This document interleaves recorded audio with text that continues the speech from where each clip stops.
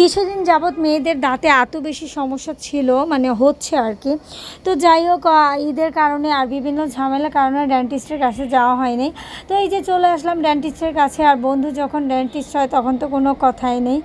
যাই হোক, তারপর ওর সাথে আলাপ আলোচনা করে এই যে মেয়েরা জাস্ট শুয়ে পড়েছে, ও দাঁতের কাজগুলো করতেছিল।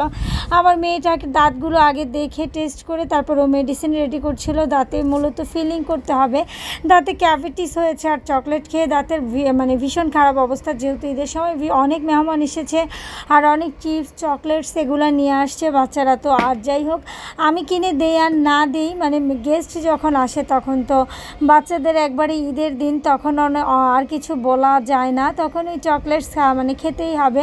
তারপরে এই যে ফ্রেন্ড কথা বলছিল আর ওদের দাঁতের কাজগুলো সারলো, একটা মেয়ের পর আরেকটা মেয়ে। তারপরে দেখেন মেয়েদের দাঁতের কাজ করতে যতটা না সময় লেগেছে তার চেয়ে মানে কয়েক ডবল, মানে 10 গুণ বেশি সময় লেগেছে তাদের দুই বন্ধুর গল্প সারতে।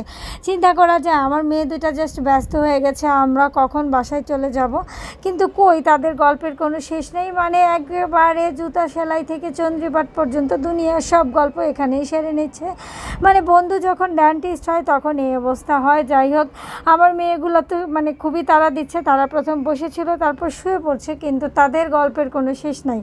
মানে আমি জাস্ট বলতেছি কী ব্যাপার, বাসায় চলো বাসায় চলো, যখন শেষ পর্যায়ে বাসায় যাওয়ার কথা বললাম খুব বেশি তাড়া দিচ্ছিলাম তাদের গল্প সেরে আমার জামাই বলতেছে মানে বন্ধুর কাছে এসেছি আবার কবে না কবে আসি, নিজের দাঁতগুলো দেখায়নি। মানে বাঙালি মাগ না পাইলে আলকাতরা খায়, এখানে নিজের বন্ধুর ডক্টর, তখন আর কি করা যায়। চিন্তা করা যায় কি সুন্দর শুয়ে পড়লো তার দাঁত দেখানোর জন্য, এই দেখেন অবস্থা। তারপর সে তার দাঁতগুলো দেখায় নিচ্ছে। মানে এই যে মানে পুরা মাগনা ডাক্তার আর মাগনা পেশেন্ট যাই হয়। যাই হোক, তারপরে তার দাঁত দেখাচ্ছে। বন্ধুগণ, আজকে ভিডিওটা আসলে এই পর্যন্তই ছিল। এই দেখানো কখন শেষ হয় আল্লাহ পাক জানে। আপনারা সবাই ভালো থাকবেন। আল্লাহ হাফেজ, আসসালামু আলাইকুম।